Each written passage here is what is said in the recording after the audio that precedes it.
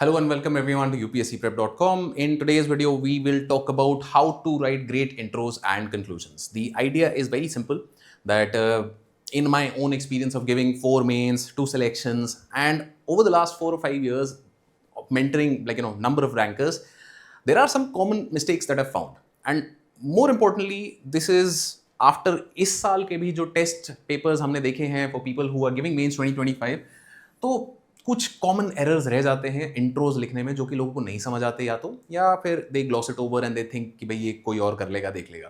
तो particularly for people writing mains 2025 but also relevant for people giving 26 में attempt, we will talk about how to write great intros and conclusions. But before that, we need to understand कि भाई test series में जब हमको feedback मिलता है ये कि भाई आपकी इंट्रो बेसिक है, that intro can be improved, इस तरीके का हमें फीडबैक मिला है, तो बहुत बार मुझे नहीं समझ आता है कि भाई मुझे क्या करना है, how do I improve, what do I not do. तो in today's video what will do is will try and understand the 4 different types of introductions that you can write in any given answer. We'll also look at the 4 different types of conclusions that you can write in any different given answer. We will look at previous year topper ka copies to try and understand how they have done this and see and learn from their experience.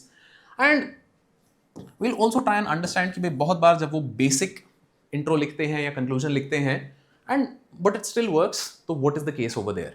क्योंकि कभी भी आप topper copies में जाओगे तो आपको देखने को मिलेगा कि भाई out of 20 answers they will write 14-15 great answers, but 4 और 5 उनके भी एवरेज आंसर्स मिलेंगे.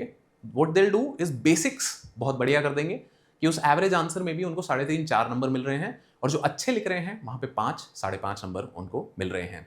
तो with all of that in mind, there is also something else that I want to discuss before we go any further. Now, there is a trend in the market nowadays which कि भाई बहुत सारे UPSC aspirants क्या करते हैं कि I will mug up 20 intros and 20 conclusions, and करूँगा क्या मैं कि भाई मैं ये रटी रटाई conclusions and intros को I will force fit them wherever the hell is required. That doesn't usually work. Why? Because we will see a couple of examples when we discuss papers कि जब मैं रटी हुई इंट्रो लेके जाता हूँ ना, I can not contextualize it, I can not modify it according to the demands of the question, and therefore I don't get the benefit out of it, even though मैंने रटने के लिए, क्योंकि वो रटने का काम भी आसान नहीं होगा, there is already too much information that you need to know, and in such a case it becomes difficult. So what is the job of an introduction? What does an introduction do? An introduction tells the examiner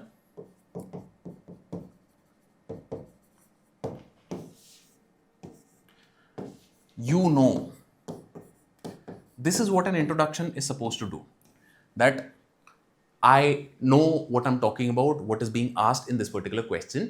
अगर ये चीज आपकी introduction ने कर ली है तो then it's a great introduction. I don't care कि भाई आपने डेटा डाला नहीं डाला क्या है. If the examiner gets the impression that you, the person writing this introduction, knows what you're talking about, it's a great introduction. End of story. अब इसमें 4 different kinds की इंट्रोडक्शन आती हैं, उनके बारे में एक एक करके हम बात करते हैं. राइट. सबसे पहले the basic type of introduction is historical और contextual introduction.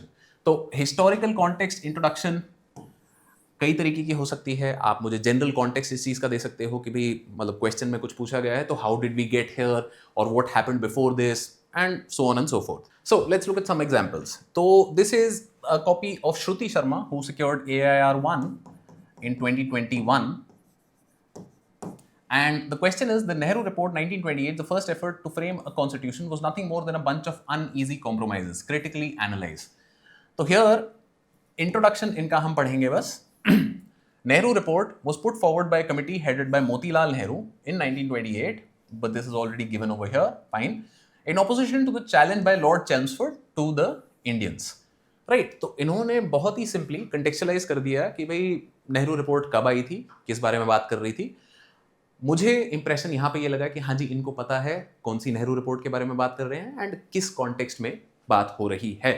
Right. She has also set up some of the second part of this answer was nothing more than a bunch of uneasy compromises.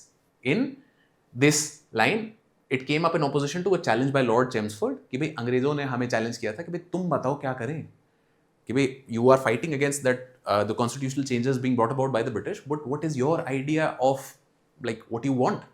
And Nehru Report was that, and because naturally The British always claimed that ruling India is not easy because like there are so many factions that XYZ. So therefore something of that is hinted over here. Fine. Right, so let's look at this question that Bhagat Singh made a real breakthrough in terms of revolutionary ideology, the goals of revolution and the form of revolutionary struggle. Elucidate. तो यहाँ पे बहुत लोग क्या mistake करेंगे that they will think that the question is about Bhagat Singh. No, it's not. It is a question about the contributions he made to the revolutionary movement. Right? Core of it is revolutionary ideology, goals of revolution, form of revolutionary struggle. उसमें भगत सिंह का क्या contribution था? तो now look at his intro. It contextualizes after the decline of the non-cooperation movement post Chauri Chaura, revolutionary voices strengthened and one of the loudest of them was Bhagat Singh. तो क्या किया है इन्होंने contextualize कर दिया कि when did revolutionary nationalism come up and भाई Bhagat Singh was one of the voices in that whole thing. It's a good introduction for the simple reason कि भाई इन्होंने context दे दिया मुझे कि भाई revolutionary ideology वगैरह ये जो चीजें हैं ये बात कब हो रही थी nationalist movement में and भगत सिंह का place in that क्या था. तो these are good introductions. Why? Because they're giving me a clear history or context of कि भाई कहाँ किस चीज के बारे में बात हो रही है. Let's look at another introduction का type which is current affairs or anecdote based introduction. तो current affairs और anecdote based introduction जो हमारी होती है यहाँ पे हम क्या कर रहे हैं? I am giving some recent news item or recent data or recent report, something of this sort I am coming up with. Now the third type of introduction जो हम बात करेंगे which will be fact and data. So there is naturally some sort of overlap in these two, but let's have a look कि भी recent data, current affairs versus in general data बहुत difference नहीं है, but बात करते हैं इसके बारे में. Right, so let's look at this question. Child labor is not just the consequence of economic compulsion but also of social conditions. Elaborate. As per NCRB 2019, one child goes missing every 8 minutes in India and the census 2011 puts child labor at 10 million. So please keep in mind that she is a topper from 2021. So this was, relatively new information around that time. Idea क्या है कि भाई basic information हम डाल सकते हैं यहाँ पे और उसके basis पे हम अपना चाइल्ड लेबर को कॉन्टेक्चुअलाइज कर सकते हैं कि भाई देखो हाँ मुझे पता है किस बारे में बात कर रहे हैं and what is the problem कि भाई what is the general problem with in the Indian economy, क्योंकि this is a big problem, it's not a small problem. Animesh Pradhan के कुछ कॉपीज देखते हैं इसमें. राइट, तो let's look at this question. Discuss why bay of Bengal is more prone to cyclones than the Arabian sea. Also explain the reason for decrease in frequency of tropical cyclones during the south west monsoon. तो इन्होंने यहाँ पे data से contextualize कर दिया. About 75% of India's coast line is prone to cyclones with 10% of the world's cyclones concentrated in India, higher frequency in Bay of Bengal. तो सारा जो फर्स्ट सेंटेंस था इन्होंने डेटा के साथ यहाँ पे कंटेक्चुअलाइज कर दिया है. And like one of the reasons why Animesh got one of the highest marks in GS is also because of his ability to do this. उनको ढेर सारे फैक्ट्स एंड फिगर्स रटे हुए थे. इंट्रो नहीं रटना है, फैक्ट एंड फिगर हमें जरूर रट लेना है. तो फैक्ट एंड फिगर रटने के लिए naturally what we have done is we have tried to help you with some of this. कि हमने क्या किया है कि एसडीजीज जो हमारे हैं सस्टेनेबल डेवलपमेंट गोल्स, तो उनके लिए हमने एक डॉक्यूमेंट आपके लिए बना दिया है. इस डॉक्यूमेंट में for each of the 17 SDGs what you'll get is the government initiatives and government schemes related to SDG 1. No poverty से रिलेटेड जितनी भी रेलेवेंट स्कीम्स है, आवास योजना, दीनदयाल अंत्योदय योजना, जीरो हंगर से रिलेटेड जो भी स्कीम्स हैं and so on and so fourth. तो दिस इज समथिंग यहाँ पे अगर आप रट्टा मारो तो फिर क्या रहता है कि across papers I can use these examples, be it in introduction, be it as a point और बी इट इन कंक्लूजन. तो बेसिक ये काम अगर आपको चाहिए तो what you can do, you can visit courses.upscprep.com. यहाँ पे आपको जाना है व्यू ऑल में फ्री कोर्सेज में मेंस एक्सेल प्रोग्राम. तो इस प्रोग्राम में what you'll get is a lot of these compilation documents as well as concise documents for each and every subject for mains preparation. तो you can check this out. This is a free course because we feel कि भाई अगर आप mains दे रहे हो तो every effort should be made in order to help you succeed because it's difficult to get to this stage. And like we don't want you to waste that chance. Right. Coming back to intros. तो यहाँ पे fact, data, current affairs, anecdote type intro आप और लिख सकते हो. Finally there is the definition type of introduction. Definition type of introduction में क्या है, बहुत ज़्यादा मुझे दिमाग नहीं लगाना है, बेसिक चीज़ जो भी मुझसे पूछी गई है मैं उसे बस एक्सप्लेन कर दूँ. अगर ये भी मैं कर पाता हूँ तो भाई बहुत बढ़िया मेरी ज़िंदगी है. तो let's have a look at some examples. Right, तो for this let's look at this is Archit Dongre's copy. If ethics are poor at the top, that behavior is copied down through the organization. Robert Noyce. Question is ethics of leadership, right? That behavior is copied down through the organization. So what has he done? He has just tried to define that ideals of leadership have not only inspirational values but also aspirational values to the ones below them. तो उन्होंने क्या किया, उसी चीज को थोड़ा easier context में यहाँ पे समझा दिया, and that becomes a very very good introduction because as soon as I read it, जो बात हमने करी थी कि भाई मुझे समझ आ गया कि यार इस बंदे को समझ आ चुका है क्या बात करनी है, and that is the purpose of a good intro is what it is, right? तो 4 टाइप की इंट्रोज हैं, कोई भी टाइप आप लिखो, but please keep in mind that it should be context specific. रट के अगर आप जाते हो ना तो फिर क्या होता है कि जैसे वो भगत सिंह वाला क्वेश्चन था, तो उसमें मैं क्या लिख सकता था कि Bhagat Singh was one of the great freedom fighters of India and made lasting contribution to the nationalist movement. It's an introduction but like it is not telling me whether you have understood कि भाई पूछा क्या है, या भाई भगत सिंह ने क्या करना था, या भाई मतलब रेवोल्यूशनरी मूवमेंट का तो कोई मेंशन ही नहीं है. It's not wrong, that introduction is not wrong at all, but it's not telling मी कि भाई आपको समझ आ गया कि नहीं आया है. तो that is what you have to keep in mind. Intros should be context specific. At the same time this requires practice, right? अगर आप सोच रहे हो कि भाई मैं रैंडमली उठ के पेपर वाले दिन and suddenly you know I will write great introductions, doesn't happen. Try and practice this. Previous year questions उठाओ एंड ट्राई एंड सी कि भाई अच्छा what would be a great introduction in this particular question and how would I go about writing that intro, right? For this reason what we have also done is answer craft workbooks हमारी हैं कुछ है.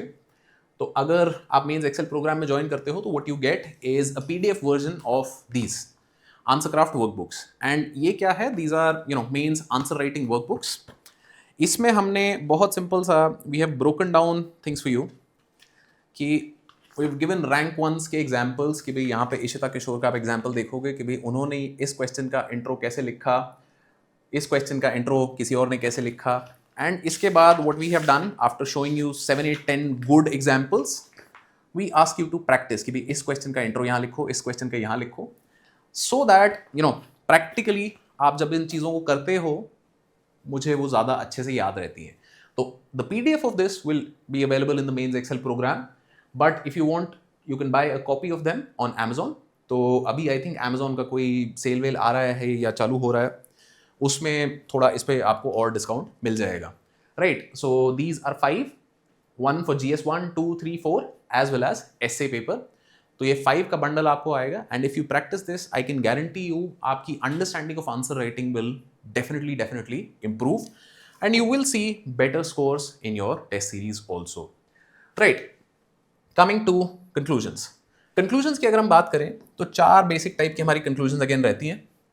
एक होता है हमारा, हमने कि भी ब्रॉडर आउटलुक दे दिया. यहां पे SDGs अगर मैं रट लेता हूं,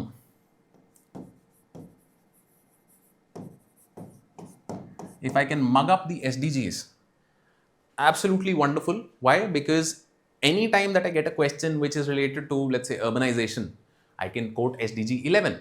Anytime I get a question related to, let's say, hunger, I can quote SDG 2. Education, SDG 4. Idea क्या है कि भी कंक्लूजन के जस्ट बाद एग्जामिनर मुझे मार्क्स दे रहा है, एंड अगर कंक्लूजन में मुझे थोड़ा सा अगर वो एक्स्ट्रा में कुछ डालता हूं ना, तो then the examiner feels nicer about कि हाँ यार इसको आधा नंबर एक्स्ट्रा दिया जा सकता है, and that's all that I want from the examiner. तो broader outlook, SDG, judgment, committees. तो ये जजमेंट एंड कमिटी के लिए भी what we have done, this is another PDF that you can take from Mains Excel. तो important judgments को हमने आपका टॉपिक वाइज तोड़ दिया है. विमेन रिलेटेड जजमेंट्स यहाँ पे हो जाएंगी, इंडिविजुअल ऑटोनॉमी पे जजमेंट्स हो जाएंगी, एनवायरमेंट एंड सस्टेनेबल डेवलपमेंट पे, digital rights and media freedom. तो इस तरीके से कोशिश हमारी है कि भाई इंपॉर्टेंट जजमेंट्स को सेक्शंस में तोड़ के आपको दे दें, ताकि भाई जब भी आपको वो ये यूज करनी हो, you find it very very easy to do according to the demands of whatever answer you are writing. So all of this you will find in the mains Excel program, which is free of cost, so make use of that. Finally, quote, ये कहाँ है? This is more relevant for ethics, right? Ethics या आपसे कोई polity का philosophical question पूछ लिया हो, तो वहां पे आप किसी और को कोट कर सकते हो कि भाई D Basu has said XYZ thing, और this person said that. Ethics में भाई गांधी जी का कोट आप डाल सकते हो, या भाई मतलब आप any of the philosophical thinkers पे, जिद्दू कृष्णमूर्ति आपको डालना है, एरिस्टोटल डालना है, डालो, बहुत ही बढ़िया चीज़ है। फाइनली जेनेरिक कंक्लूजन क्या है? जेनेरिक कंक्लूजन है कि भाई मैंने एक सेंटेंस लिखना था एंड पे, I have ended my answer with this, right? कि भाई therefore Bhagat Singh made important contributions to the ideology of the revolutionary movement. Fine conclusion, but अगर थोड़ा सा और मैं इसको कॉन्टेक्चुअलाइज करता हूं तो maybe I get those extra 1, 2, 3 marks. तो let's look at what Animesh Pradhan did with the Bhagat Singh answer. Right. Bhagat Singh notes, great empires die, but great ideas live forever. His idea of patriotism inspires generations together. तो क्या किया इन्होंने भगत सिंह को ही उस question में coat कर दिया है, so that becomes a great way to end this answer. Why? Because Bhagat Singh की आज भी हम बात कर रहे हैं, 1931 में वो शहीद हुए थे, and like that's his idea, empires die but great ideas live forever. So it's a great fitting ending for somebody who contributed greatly at a very young age, and therefore it's a good contextual conclusion लिखना जरूर, ऐसा नहीं कि मतलब मुझे नहीं आ रहा है इनमें से कुछ तो मैं खाली छोड़ दूं। जेनेरिक भी लिखना हो तो लिखना जरूर, क्यों? क्योंकि it gives a sense of closure to your answer, and that's something that's very very important. तो giving that sense of closure, but if you can add value to that through a broader outlook, through SDG, through quote or something, it then like incentivizes the examiner कि इसको यार वो आधा number extra दे दो। Right, so that's all that I wanted to discuss in today's video. If you have any doubts or any questions related to how to write intros, conclusions, या कुछ चीज़ यहाँ पे नहीं समझ आई है जो मैंने बात करी थी, let me know in the comments, and all the best on your UPSC journey.